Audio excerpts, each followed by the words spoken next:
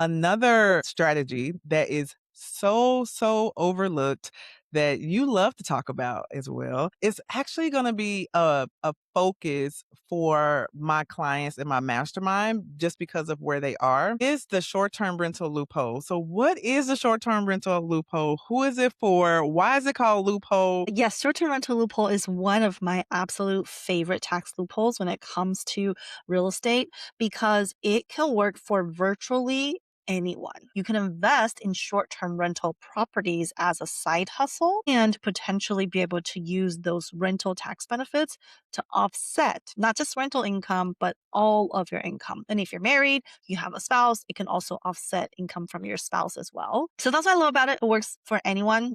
I know you mentioned earlier to share a client example. So we have a client example. It's actually two physicians married to each other. Their income is over $600,000. Very significant amount of income. I mean, normally their taxes would be but probably at least half of that, right, with respect to federal and state taxes.